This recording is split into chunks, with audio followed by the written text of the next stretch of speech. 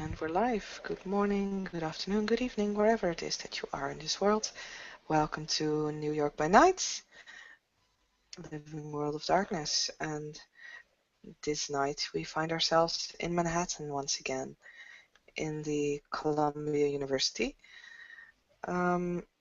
Rose has not been in contact with her Primogen ghost for a while now, and neither has she been talking to Limey a lot, so she is kind of wondering what the two of them are doing.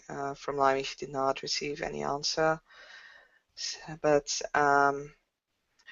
she had an answer from Ghost, and the two of them arranged to meet this night in the Columbia University. So we begin with Rose in the usual office that Dr. Softly used, and she has, of course, placed two crystal glasses and a bottle on the desk, and is once again reading a book, studying, and waiting for Ghost to arrive. It's there that we begin the scene. Just about on time to when Ghost said she'd arrive. You can hear footsteps on the stairs, and they're shortly followed by a familiar rapping on the door. Rose stands up, walks to the door, opens it, and she activates Mitre Stereo 1 just to make sure that this is Ghost. And she smiles as she looks at her clanmate. So, it's good to see you. It's good to see you too, she smiles. Been a long while. Yeah, well, it's long. I need to sit down. She looks kind of a little bit more tired, if it's possible for a vampire to look tired. She has her long hair, and she looks sort of best way to describe it, I suppose, someone that's had a very, very long night on various substances and is just sort of in the just waking up pre-makeup hangover stage. Rose opens the door further and she says, "Well, come in. I'm sorry. I seem to have completely forgot my manners."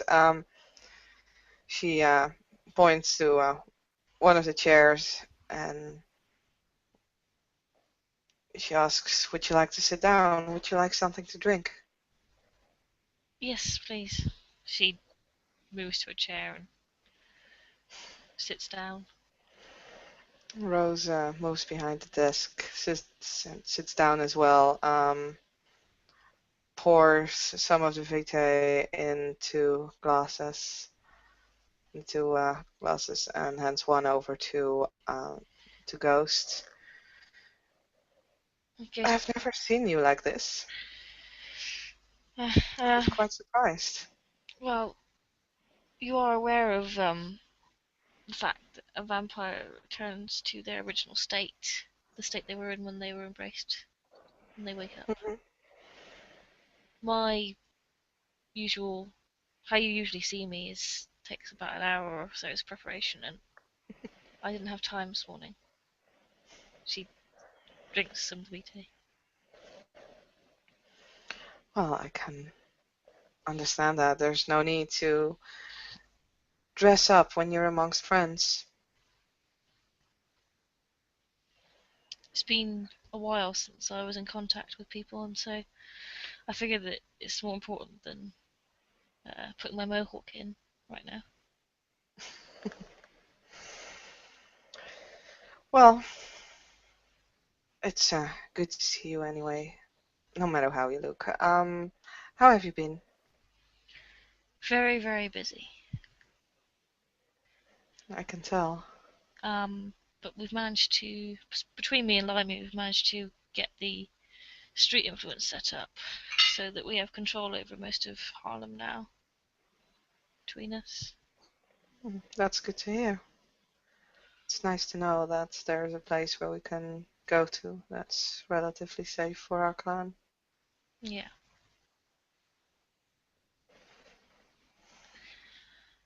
So that's taken up most of my time. Obviously, we've done it in a month and a half, where normally it would take a few months to get it started, but we've managed to pull it through. And yeah, I've just been really busy with sorting out paperwork and buildings and finances.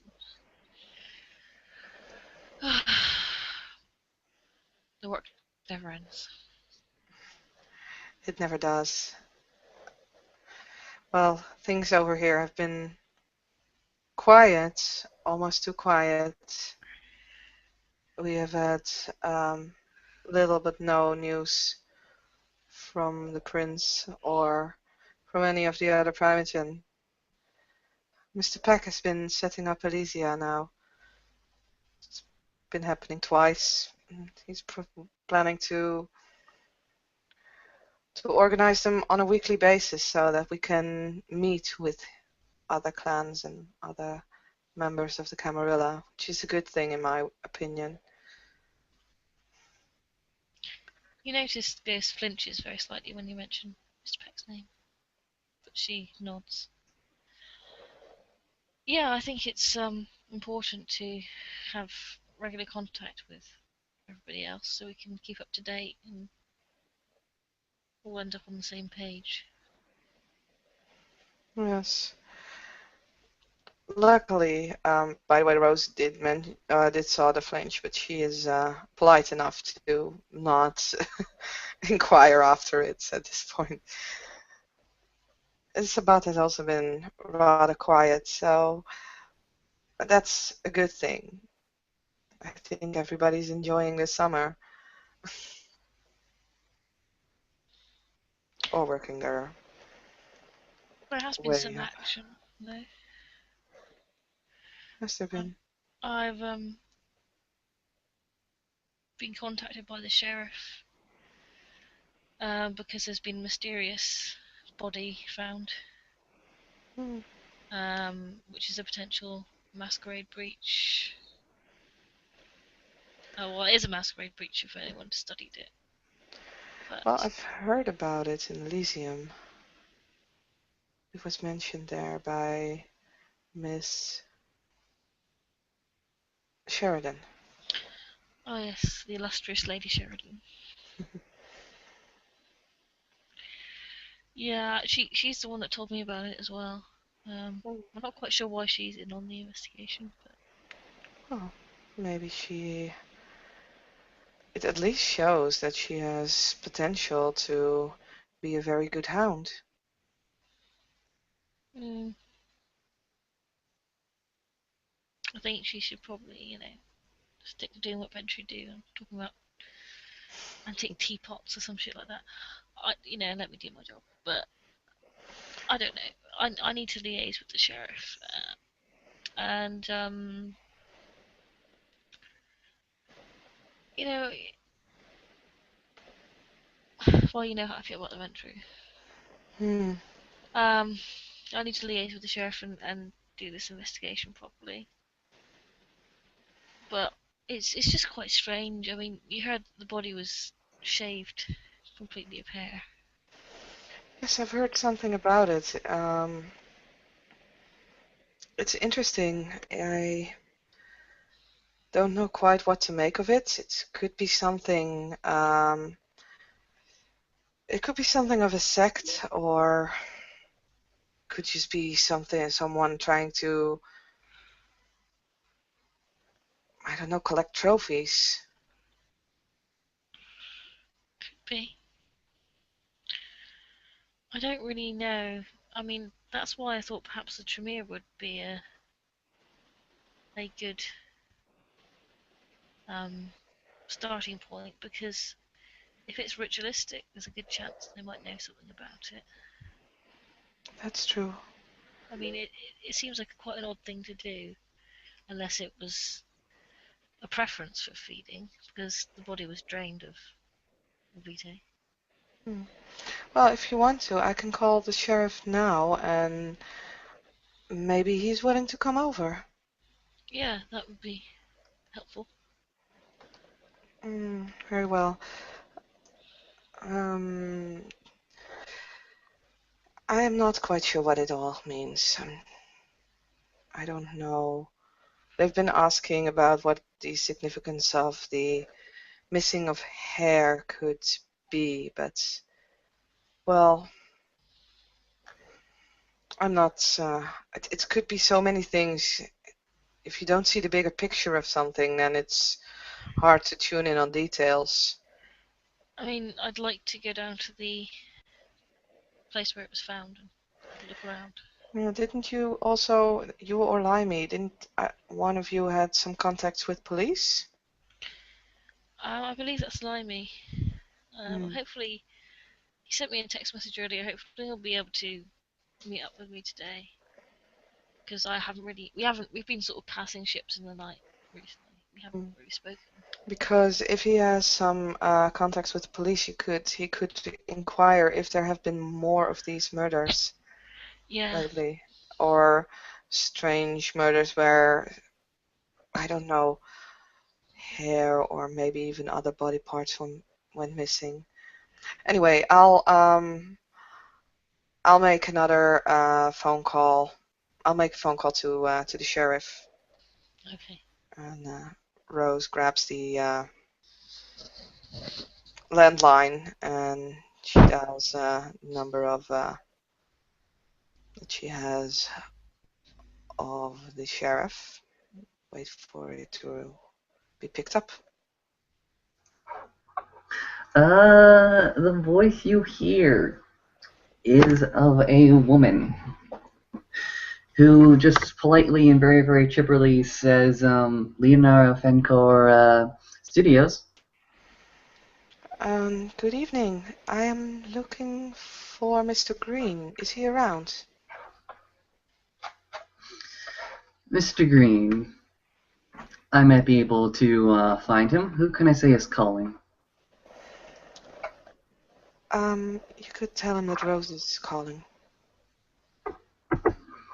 And for what business? Basically social.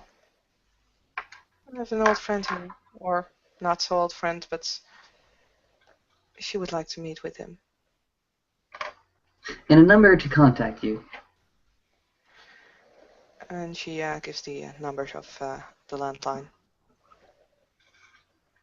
Thank you. I'll see if he is available. Very well. Hello. We're live already. Oh, sorry. Rose just glances towards Ghost, and she's saying that, well, I'm gonna see if he even wants to talk to me. Ghost she fishes around in her pocket of her hoodie and pulls out tissue paper and cigarettes and all sorts of things, and then finally finds some sort of liquid concealer and some eyeliner and other makeup. She's putting some makeup on when you get off the phone and turn towards her. She looks up. Yeah, we'll see. Right. It does not take but a few more seconds before the landline is rung again. And Rose picks up the phone. It's like, hello? Oh, this is Green. Rose, what's going on? I have Ghost here, and she was talking about this investigation. I was wondering if you would have time to meet with her. I mean, basically, she's here. You're here on the phone, so. Alright. Do you mind if I bring along, or you should actually call ahead to Miss Sheridan, actually. She has she's been helping me out with this particular investigation quite a lot, and she might be able to fill you in on some details that I might miss. Well, Rose is just covering the speaker of the phone. She's like, Ghost? Green asks if Sheridan can come over. Are you okay with that? Ghost looks a bit sort of, yeah, okay. Yeah, she nods. No, that's no problem. You know Columbia University, Dr. Safley's old office? Oh, we're meeting there. Yes, we're Yes, meeting yes, there. yes. Is that an issue? No, no, not an issue. Just I know where we're going. I'll be there within 10 minutes. Very well, I'll see you then. Click. They arrive in 10 minutes.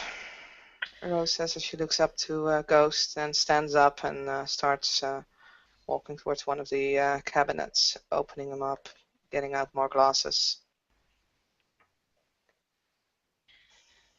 She's sort of carrying on putting on her makeup and she lights a cigarette. Before they arrive, there was something that I wanted to talk to you about, and since they are already informed, I think it's best not to say this again with them there. It's no use. But I'm organizing a sort of a Primogen meeting, except for not every clan has its own Primogen, so it's a Primogen / representative meeting. I see. I was hoping if you, well, you are Primogen, and I was hoping if you would be interested. Oh, of course, I'm up for it. Um, yeah, we really need to. I don't even know who the other Primogen are, to be perfectly honest, apart from Lady Sheridan. Well, you have Leonardo Van Noray of the Gangrel. Let's see, of the Nosferatu. At this point, I understood that Mr. Silas is still acting as Primogen, just as our prince was when there wasn't a suitable candidate for the Bruja to be Primogen. Our previous prince, I must say. I'm sorry, time moved quickly. Let's see. There are no official statement is that there are no Tremere in the city, so I think it's best to invite a expert on occults to join in. And Mr. Pack is coming both as Keeper of Elysium as well as representative of the Toreador. Who am I forgetting? Malkavians, yes, Mr. Grayson, I believe his name was, is Primogen or representative, because I don't think Malkavians have that much of a number, but for their clan, I think with that I've pretty much named all of them. I'm hoping Mr. Green will attend it as being the sheriff. Why don't we have any Tremere in the city? I'm sure we had at least one. There are Tremere in the city. They just don't want to let it be known that there are Tremere in the city. Why not? Don't ask me. I have not spoken to any Tremere at all. None. Fucking hate the Tremere. More than I hate the fucking Ventru. They just, Well, we're not here, They seem to operate on this scale that they are somewhat higher than the Camarilla in themselves. And it really gets on my nerves. But, yeah, they have their uses. Like I said, I have not met any Tremere ever. I have been, well, not outright warned about them, but it's been mentioned that it might be best not to meet them without anyone else there, since me being what I am. Yeah, they As take for special interest, Ventrue, I think. I think so. I don't know. A lot of people take special interest. They don't necessarily have to be Tremere. And I'm quite capable of talking or defending myself should it be necessary. As for the Ventrue, well, I'm not particularly fond of their actions so far. First Ventrue I ever met blood bonded me, and the second Ventrue I ever met murdered my adoptive sire. I see. But other than that, Lady Sheridan is, as far as I could tell, at least polite. Yeah. I don't know her well enough to make a estimated character deduction or something like that. I mean, okay, we get on fairly well. Yeah, smirks. But I don't know. I'm very cautious of Ventrue. I've always been very cautious of Ventrue.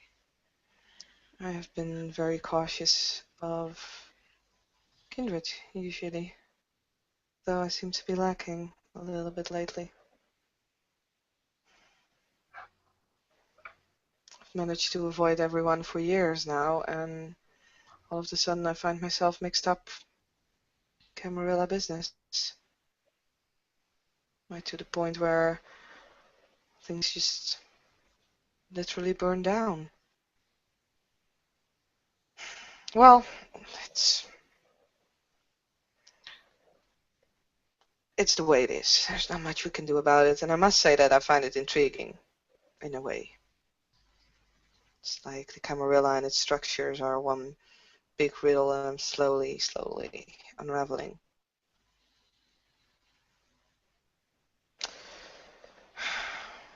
So do you want something to drink, or you want to wait until the others arrive? She looks at her sort of 3/4 empty glass. I should be alright for now. Very well. And I think with that we can fast forward until Mr. Green and Lady Sheridan arrive. Yes, they go ahead and arrive at the university, Columbia University. They are treated and inspected and put through all the rigorous rigmarole that comes with Rose's security. That being mostly of her adopted sire's practices and habits still working upon her, or at least Frank Green hopes so, as she looks on to the staff. Eventually, they should be escorted to the room, the chamber, or wherever this particular meeting is taking place. I will leave that to Saskia to say. It's the old office that Dr. Softly used to have after the Farragut incident. So I'm not quite sure if you've been there before, but there's a big wooden door that you've been led towards. There's no name on it anymore, but you can see the outline of something there. There used to be a name tag, but it's not there anymore. And the person who's leading you there is knocking. And inside, Rose stands up and walks towards the door and opens it to look at the two new arrivals. Well, Mr. Green, Lady Sheridan, please. Welcome. Come in. Thank you. Yeah, Frank Green goes ahead and walks in. He looks around the room for a particular seat, but before he goes ahead and sits down and does anything, he actually looks around the room. And he pretty much just says, "Where's the Greek?"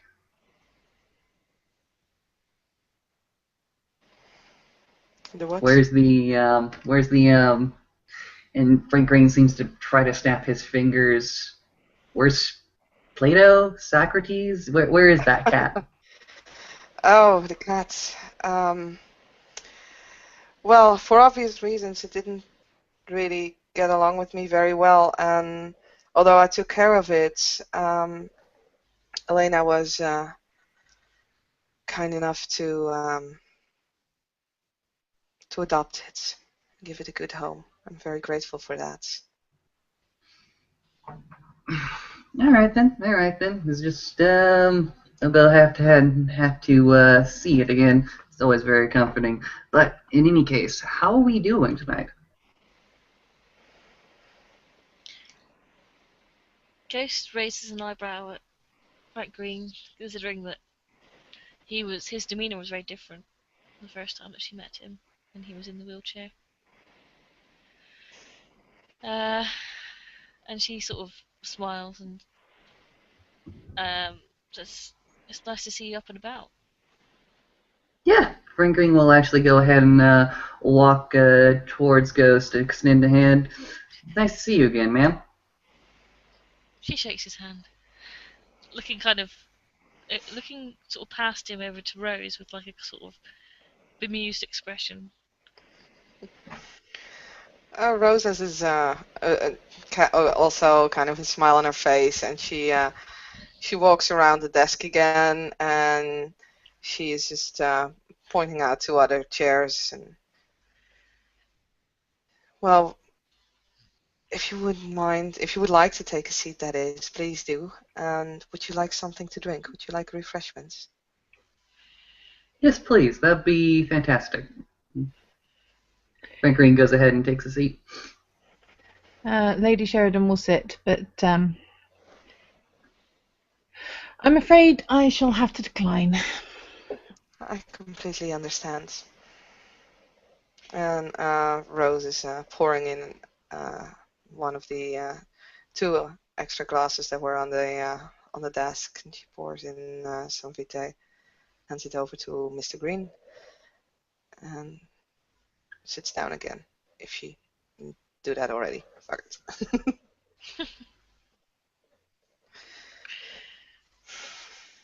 So, Ghost looks around at everyone sitting in silence very politely and waves her cigarette around. Well, here we've got a dead body on our hands. Yes. Quite an unusual one. Left by very fast people. Well, that narrows it down around here. Do we have any... I mean, I know she indicates Lady Sheridan spoke about this the other day, but she looks at Frank Green. Do we have any more leads or any information? We do have a few leads that we are supposedly going to go ahead and investigate, and we do have a little bit more information on that particular case. Lady Sheridan here has, she was the first one to bring it to my attention, and she went ahead and followed up on, not necessarily the scene, but at least the witness to the scene. Apparently we have a tabloid journalist who was at the wrong place at the wrong time and witnessed the events. He put most of what he saw into the paper, but some pieces of information he kept to himself. Lady Sheridan over here visited him again and fettered out those little details, such as they move very, very fast.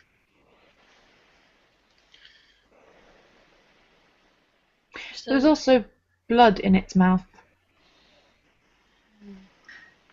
I see. At the moment, we have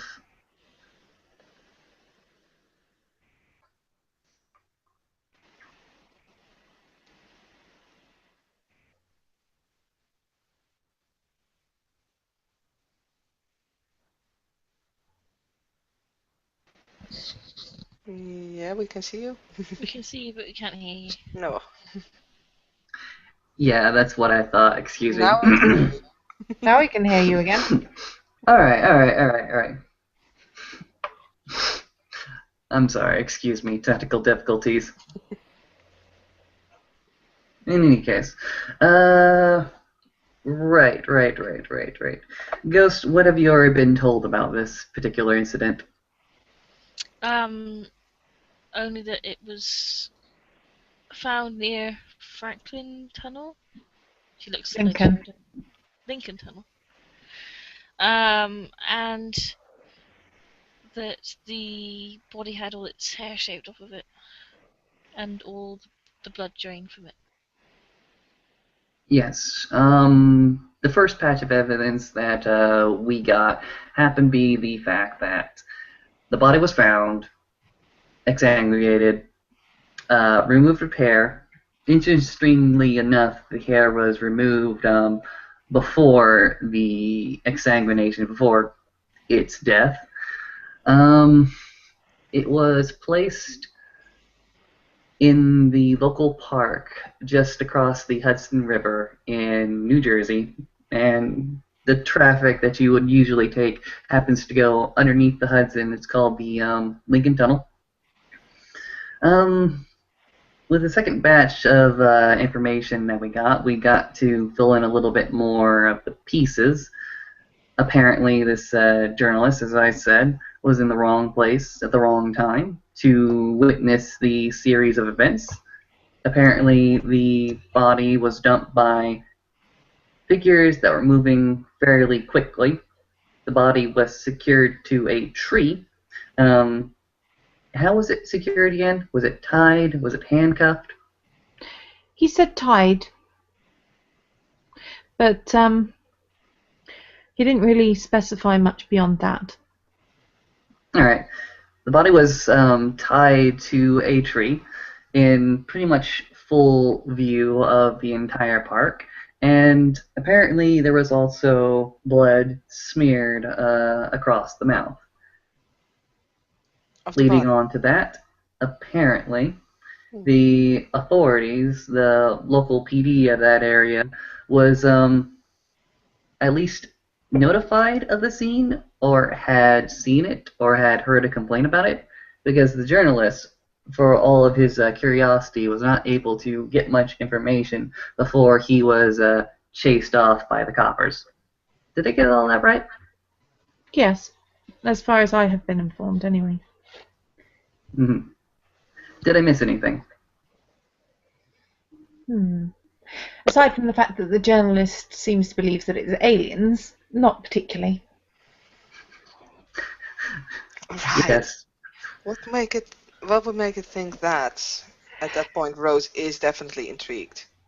I think he was more interested in aliens than in vampires, and chose to fit his observations to his prior belief system. Let's hope so, because else... Because he couldn't give a clear description, except for the fact that they were moving very fast? Yes, no description of those that left the body. Okay. Because I know which kind of kindreds have been called aliens, and trust me, they do not travel in groups. Actually, they're quite scarce. All I can say is that within the New York community, at least, if there happens to be an alien walking around, and I happen to meet such an alien, I don't particularly remember it. In any case, Rose, Yes. Ghost, looking at the evidence that we have right now, where would you go? And what kind of conclusions are you already drawing? Based on the new information, I've personally seen embraces that have been done in that fashion.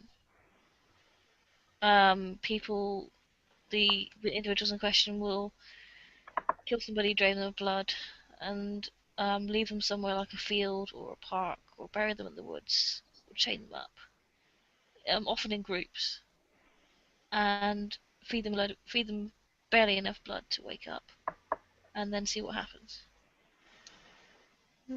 Well, It could be that was the case and the person didn't have the process didn't work. I mean, it doesn't always work.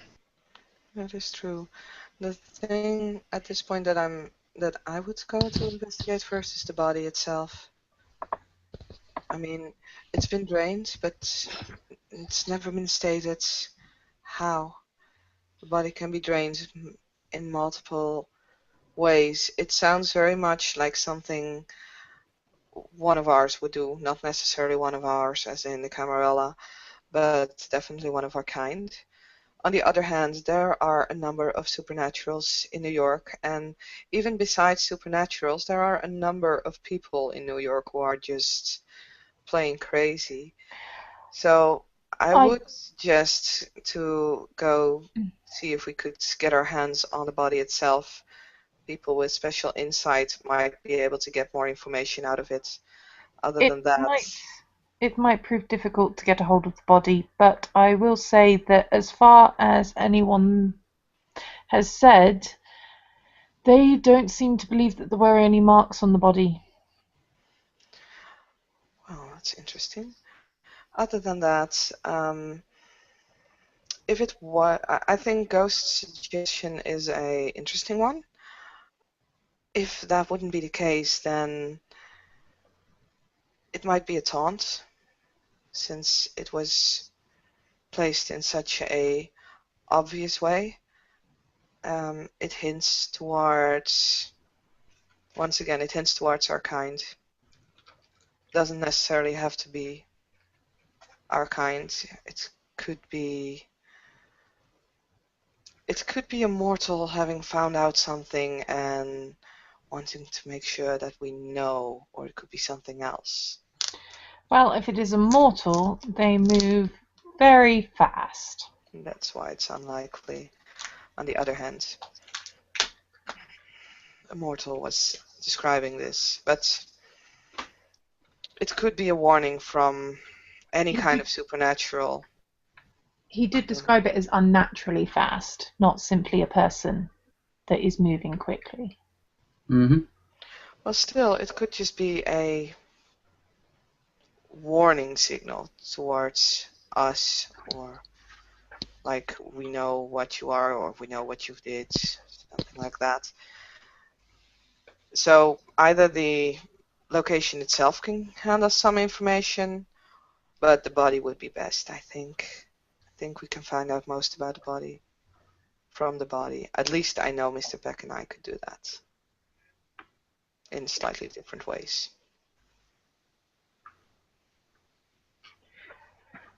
Very Well, well. I will do my best regarding gaining us access to the records or the actual body, but I can make no guarantees. I have no connections in the area. Merely the skills to make gaining those connections slightly easier.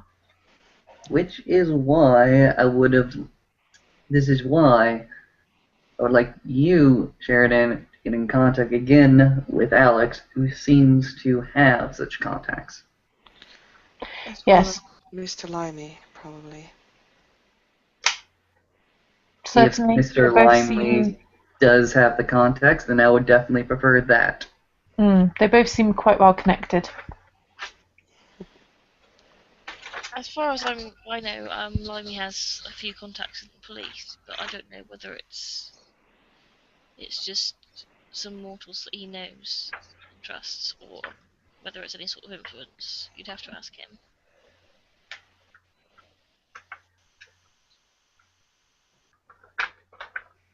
Very well. At this moment in time, we can't really come up with. Well, we do have a sort of motive at the moment, that being of intimidation, that being of threatening, that being of sending a message to kindred within the area. Or, as Ghost said, it could be a failed shovel heading. Which would also be very much the same message, just much more effective.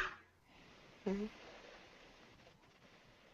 In that case, it would come from a very, very particular sect, but they are not the only power here in New York, at least. There are Sedites, there are Giovanni. They haven't made themselves known, but they could at any moment. This could be one of their opening moves. It's a very, very interesting gambit, but it could be. Well, if you wanna, I could see in some of my more specialized books if any sect or clan has certain ceremonies considering embrace. Particularly regarding the hair. Exactly. At this, Frank Green just gives a slight smirk. He would want to be bold for eternity. That's the joke, isn't it?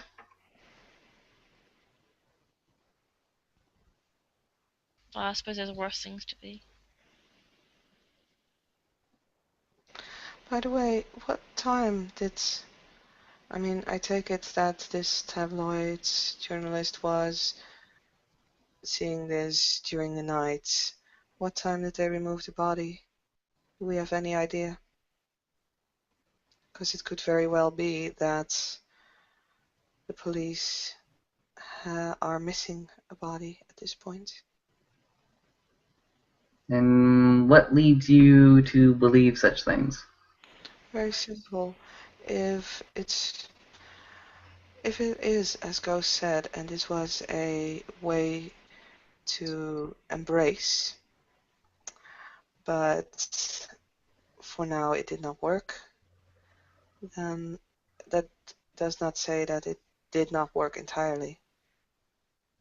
And maybe if the police would have taken it with them and the newcomer woke up, managed to escape, then we have a very weird looking kindred on our hands in the city. Very well. There's also a very, very astute observation, but also something that will not be published or not information that will be given to us. Exactly. Again, you'd have to work through the local PEDs to find that information, if they're even willing to share that kind of embarrassing snafu. If they even have access to that information. The body was found in New Jersey rather than New York. Mm-hmm. It is possible that they took it somewhere else. It's also possible that they did the same thing to lots of different bodies and put them in different places. Particularly if they were aiming for New Jersey rather than New York and had actually put them in several different places in New Jersey, we may only have heard about the closest. Yeah, because if the other ones got up and started walking around, then they wouldn't still be tied to the tree, would they? I think that one was the failed one, personally. If we assume that there are multiple of these, and I'll just call it what it is, dead drops. Again, information that we do not know quite yet. Information that we should find out. There is another way, although that might be slightly more dangerous when it comes to finding out information. It's very simple. Do we have a computer expert?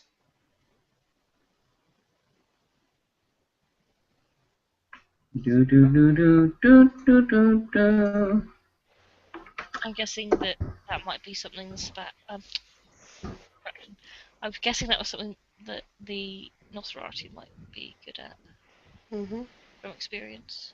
Because if we have someone very, very capable of handling computers and especially hacking computers, then they might be able to hack into the police network. I'm going to get in contact with some of the homeless guys that I know and see whether anyone's noticed any such like weird stuff happening in parks, other than the werewolves, of course.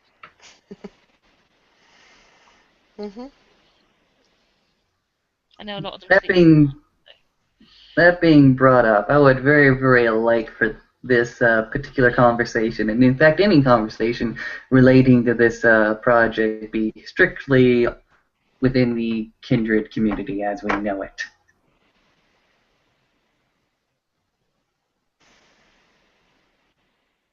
What do you mean by that? Are you suspicious that other people have contacts outside the Kindred community? I mean, obviously you wouldn't talk about this sort of thing to mortals.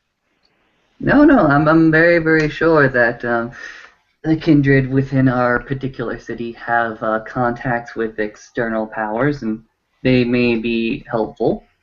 However, I think, and I consider this a very, very strictly Camarilla problem.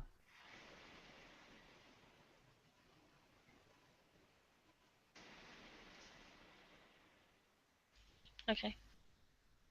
Just think of me as a hard-stance traditionalist.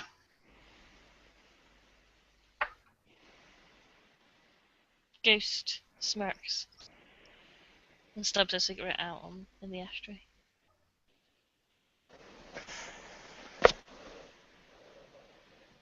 Well, let's see if we can get into contact with Mr. Limey for any information. And I'll see if I can contact some of the Nosferatu to see if we could find anything out about a computer expert within. Rose, this is what I want you to do as far as the Nosferatu are concerned. We have a man named of Mr. Alex. He is our main point of contact throughout this whole snafu. He seems to be the most interested with him. I suggest you get in contact with him and work through him. However, if you find a computer expert yourself, fair enough. Mr. Green, thank you for advising me in this situation. However, that was exactly what I was planning. Then we are two of a like mind. I guess. So how was the Elysium after I left? Fairly pleasant, actually. Hmm. We had a visit from Silas, actually. Oh, really? Well, that's just like me missing the most important guest. I'm sure we'll have plenty of opportunities next time. Apparently, Mr. Peck has a very, very impeccable taste, but perhaps too sterile. Vanilla. Ghost is suppressing a laugh. What do you mean by that? I mean, his particular Elysium seems to be a fairly ship-shape operation, fairly secure. All the other hoopla, all the hoops that you have to run through. Very, very polite conversation that you have. However, it just doesn't have the... it isn't very warm. There's no excitement. You can come there, you can talk there, but not much to do there. Yes, the Toreador are generally known to throw entertaining parties. That's not to say that Mr. Peck's Elysium isn't impeccable. I'm very, very happy that he's able to finally achieve and perform his duties admirably. Yeah, I wouldn't say that Mr. Peck is perhaps the most flavorful character that we have, but he does at least does things very well. I admire him for that. Mm-hmm.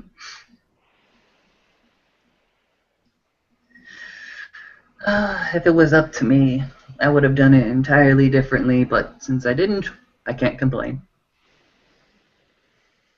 It's always nice to hear fantasies. Please Yep. go ahead, Mr. Green. How would you have done it? Well, if I would have done it, there would be a lot less fancy dining ware, a lot more concrete, a lot more flashing lights, lasers, body paint, some feral dogs at your beck and call. Just completely and utterly different. It wouldn't be as smooth as it was. It'd be very, very rough and loud. Well, it shows your different personalities, I guess.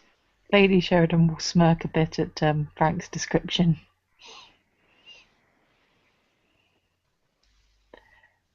She find it mildly amusing. Perhaps I will get off my ass one of these nights and actually attend my own, or at least hold my own particular gathering. Would not call it an Elysium, simply a gathering. Well, I think gatherings are just as important. Not every gathering has to be an Elysium. I think we're long overdue for a Bruges get-together. Well, that is definitely true. But, less formal, more...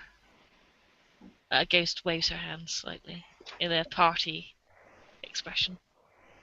Loud, rough. Yeah. That's interesting. I'm afraid I've not yet not been able to attend a Bruja party. I'm not that long within our clan. Oh, they're good fun. If you leave with most of your teeth, it's been a boring night. I see. Interesting. You get the impression that she's teasing you a little bit. She winks at you. Obviously, some Bruges parties are like that. Mm-hmm. Rose is one of the most weirdest Bruja around, I guess.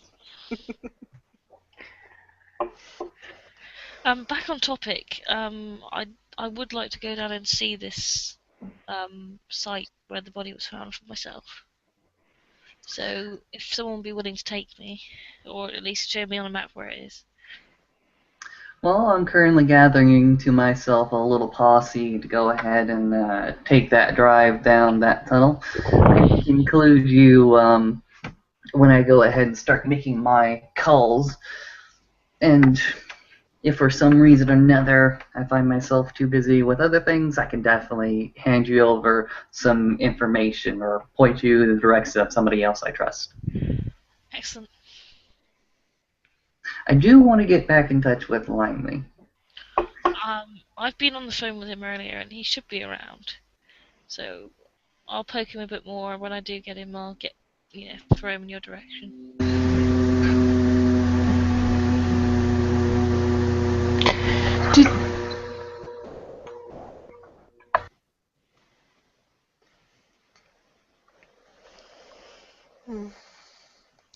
Right. Fingeringus goes ahead and rubs his temple just a bit. I actually liked his particular jazz club, or at least the one he is currently holding to himself. Very, very nice. I like it. They got hit, but I saw Limely go ahead and hit back. A few of the gangbangers, less savory types, tried to heckle him a little bit. Oh, he's a posh bastard, but he can hold his own. Oh yeah, he can. Of course he can. Regarding the matter that I mentioned to you about yourself and Limey, and here she's talking to Ghost. I don't suppose you've had opportunity to discuss it with him? I haven't actually spoken with him in person yet. He's been notoriously slippery to get hold of. But I understand. I will try him again in a couple of hours and see where he stands. Well, if you need my help in this murder investigation, please don't hesitate to call me. But I get the feeling that you have everybody you need to have on the case. I, in fact, do not. In fact, Rose, whatever help you're willing to offer to me at any point is more than welcome. Well, I'm not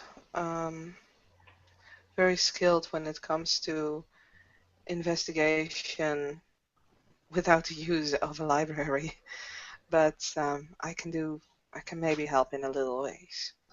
Some little ways.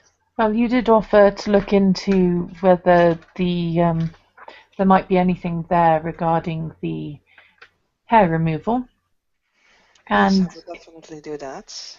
if I gain access to the body, you mentioned there might be something you were able to do. It might be. There might be two things that I could do, either with the place or the body. Well, as I said, I will make every effort to acquire that access. Can't make any guarantees, but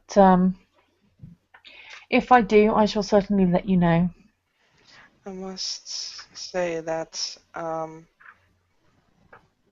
what I can do makes it more difficult for the others to do the same, or almost the same.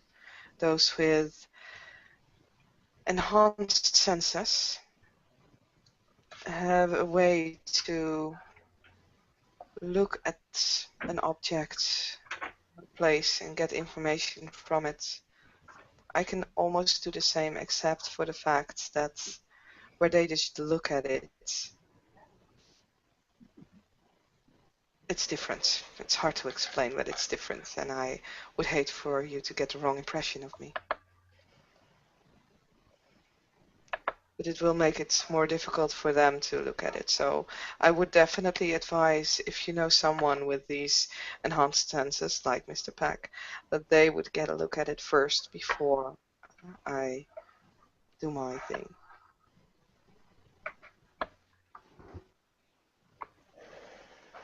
Fair enough. But I will study, I will see if I can find something in my books that might help you. I don't think it's much, but, well, if you don't try.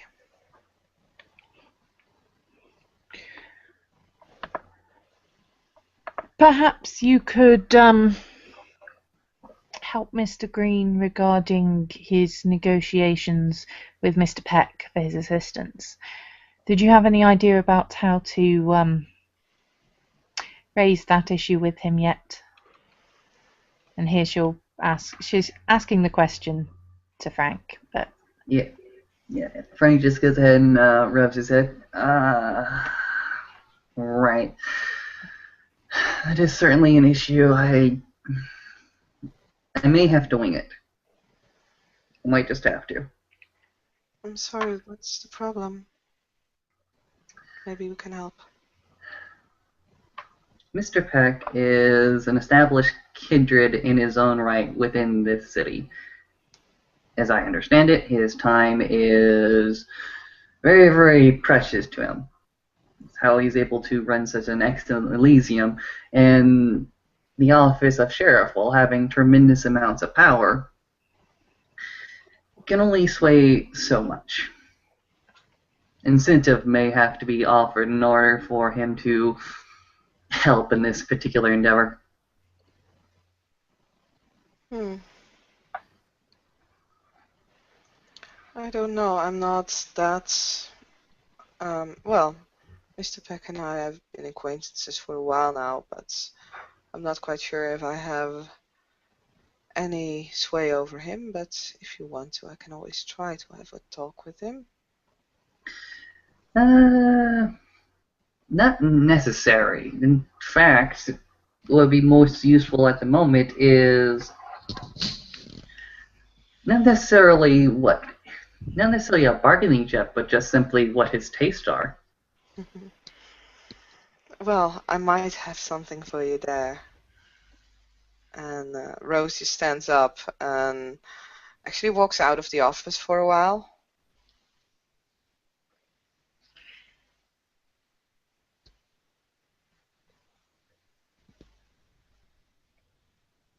Leaving the three kindred there to talk amongst themselves, I believe. And or it's to sit awkwardly. Ghost is still fiddling with her makeup. Do you want a hand with that at all? No, I've had 40 years of practice. She hasn't done her hair yet. Her hair's long right now. Okay, is there a brush nearby? I don't know. I don't know if Rose keeps one in her office. Easy enough to find in a handbag? That's true, I probably have one in my handbag. So if there is a brush near, near, I will use that. If there is not a brush nearby, I might pull one from my handbag and starting at the bottom of the hair, start taking any tangles out, holding the hair above it to brush. As someone with long hair, I know this is how you do it without causing tangles everywhere. Yeah. There are a couple of fresh-looking scratches on the back of her neck and top of her shoulders, but nothing that's dangerous looking. After a while, Rose comes back, and she has a plastic bag actually with her, and you can see that there are two objects in the bag. She hands it over to Mr. Green. I'm pretty sure that he would like one of these. Frank Green is just going to simply hold the items in the plastic bag. Is there any type of hint, just from the packaging, of what it might be?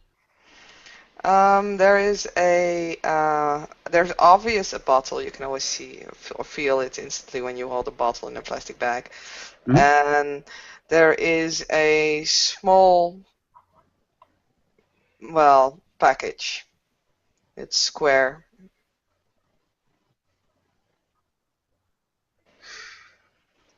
Small square package.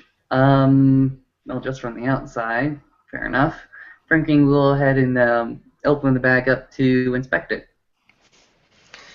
Well, you do see a bottle. There is some dust on the bottle itself. It's a green bottle, so you can only see that it holds a very dark liquid, but you don't know exactly what color. I think you can guess. There's no etiquette saying what this is. The package is indeed a package. It's basically a book shaped, but it's wrapped in paper, so you can't actually see what kind of book it is. Okay. Frank Green will go ahead and wrap up the package and keep it with him, look towards Rose and say, "Thank you. I think this would at least sweeten the conversation for him." I'm pretty sure it will be. I am, however, also pretty sure that he will know the source where this comes from. I'm very, very sure he will. Like I said, sweeten the conversation. Very well.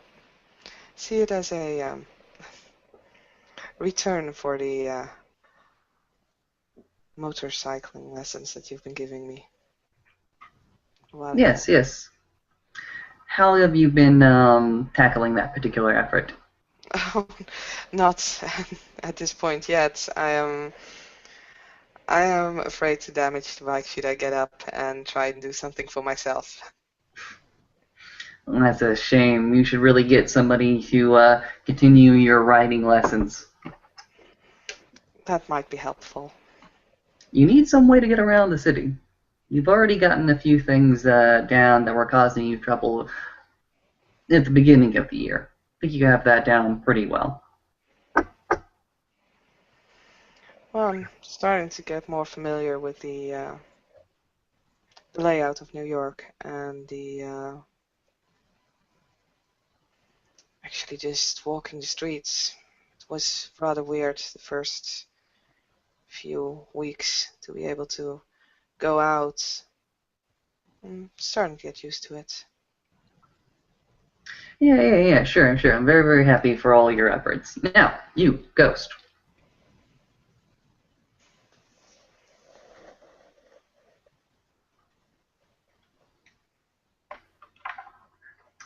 Gus, what have you been doing lately with your and he notices that the women are brushing each other's hair and just sort of stops for a second.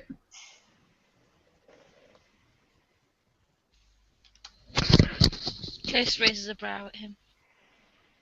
With my With your time, with your free time.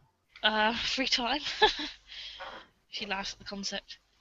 I've had very, very little free time. I've been setting up and expanding my influence in the Harlem area, which has taken quite a lot of work. But now, between myself and Limey, we have considerable influence in the street area and our own gangs, and we've driven the other gangs in the area out. So, Fair enough. I'm very, very happy to hear that your efforts are bearing fruit. Have you done anything with the hound position that was given to you? Or have you not had the opportunity yet? I haven't quite had the opportunity yet. I mean, I think this investigation might prove to be. She's slightly distracted by the hairbrushing. Might prove to be the correct thing to expand my abilities in that area. Yes, exactly. If you want to be a hound proper, this kind of operation will at least test you in the eyes of the other kindred of the city. And, of course, my eyes. Though, why are my eyes the most valuable ones? I have no idea, my good lady.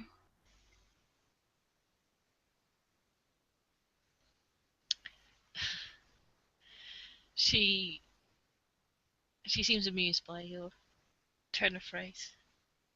She's not the sort of person that someone would call my good lady very often. And she pushes the sleeves of her hoodie up to her elbows and leans forward a little bit, slightly out of Lady Sheridan's reach. So when are you thinking about doing this task force? She air quotes. Don't call it a task force. We once had first strike teams, fire team, emergency teams, way, way long ago, and it was the icebreaker that simply laid it out very, very simply. There's an office for that. It's called the Sheriff and His Hounds. Just think of this as a little walk around, just to see what's out there. Well, I'd rather get things going. Done. Personally, I like to get things done pretty quickly. So, quickly but efficiently is my... Well, that attitude will definitely take you places within this city. I'm not quite old enough yet to take my time and move my chess pieces. Think about it. Just fucking get on with it is my motto. Nut up and shut up. I think that should be the Bruger motto, to be honest. But anyway, yeah. When Limey finally gets around to contacting me, she stares at her phone. I'll bring him in and bring him up to date on what we've talked about so far, and I'm sure he'll be happy to come along. Sure. Another thing, when we do bring Limey in on this particular operation, yes, we need to go ahead and fill him in totally, but for his particular effort, he does have contacts in the police. Getting the body is definitely a priority, but if you can't do that, simply getting a coroner's report or a copy of the mortician's report will suffice, at least for our concerns. Has anyone considered just stealing it? Yeah, totally. I think we should probably just steal it.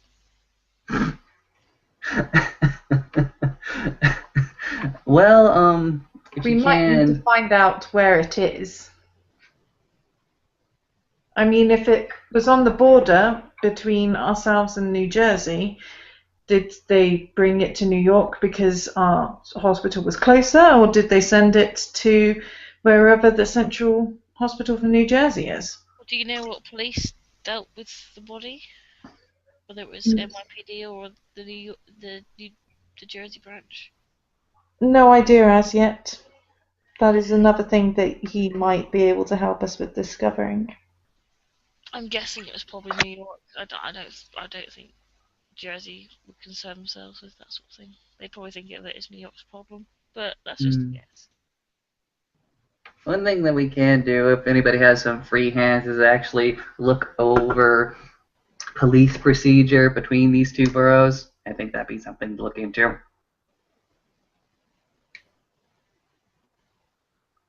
As in police procedure, as in how do they handle such a situation with a body that's currently held within that particular park.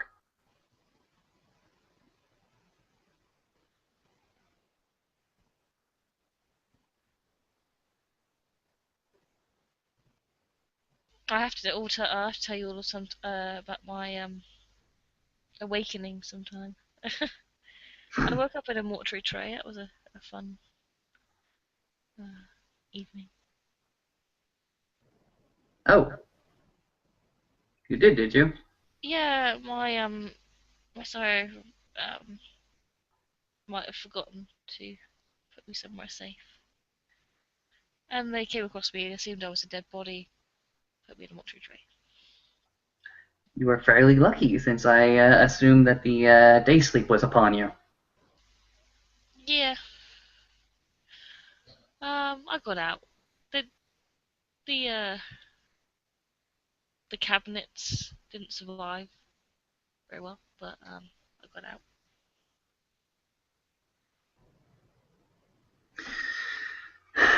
Fair enough, fair enough. It's a long and amusing tale, which I'll regale you all with sometime, but not tonight. Fair enough. In any case, your night seems to find you fairly active with your other business, personal or otherwise. Fair enough. Sheridan.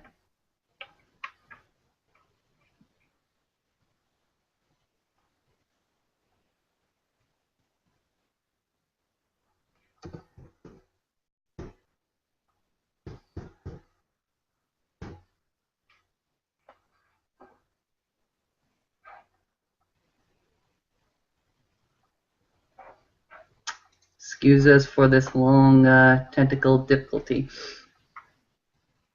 As a silence has just come over the room for one reason or another. Sorry. Particularly ominous silence. Until Lady Sheridan pipes up.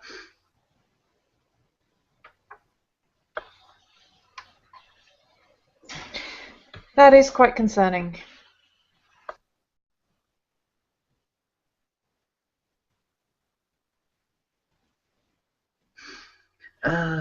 Do.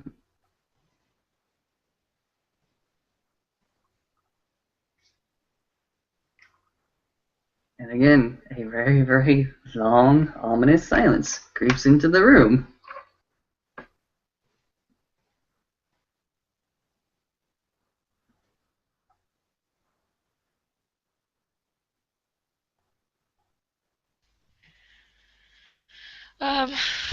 Ghost is busy fiddling with her phone. She seems to be trying to contact Limey.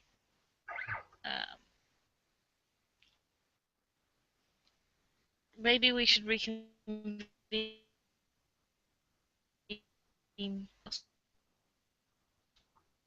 Where? I'm not opposed to all this. I think we've gone ahead and caught up a little bit, but for now, the night is young. We'll find ourselves together again at some point or another, I'm very certain. It was nice to see my hound again, Ghost.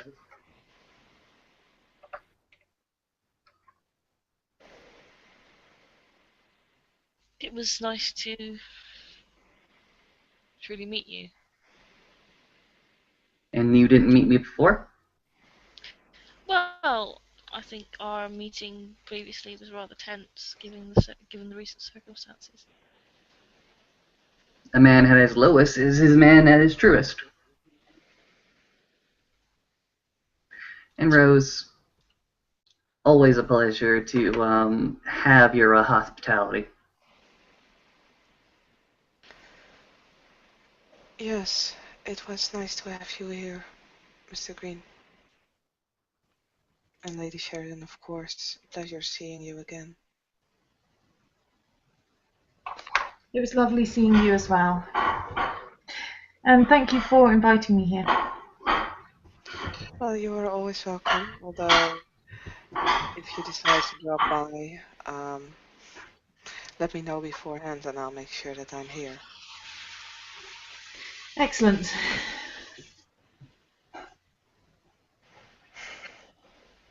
Right, well, I'm going to go and meet up with Limey and try and get something sorted, but I'll be in contact, Mr. Green.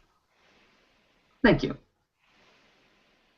With Yes. that, Frank Green is simply going to go ahead and sit up and actually make his exit. But before he does so, he seems to mumble something underneath his breath, look around again, and just plainly says, "Yeah, that Greek is certainly missing." Simply walk off.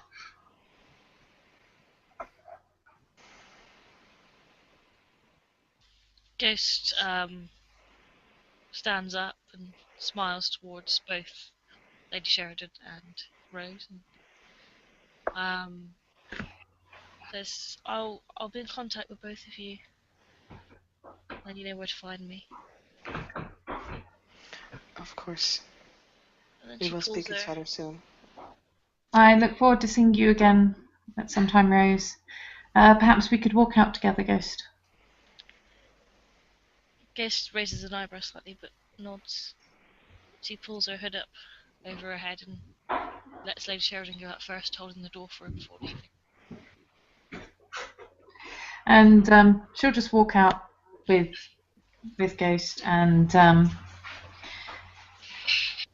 she's not really doing it for any particular reason, just that I kind of wanted her to leave around now. But she will say, "I still think that you should wear your hair long more often. It does suit you so well."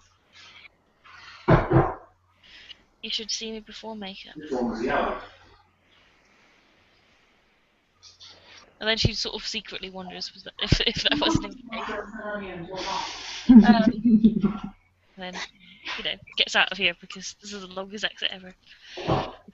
Yep. And I think there the scene will probably end.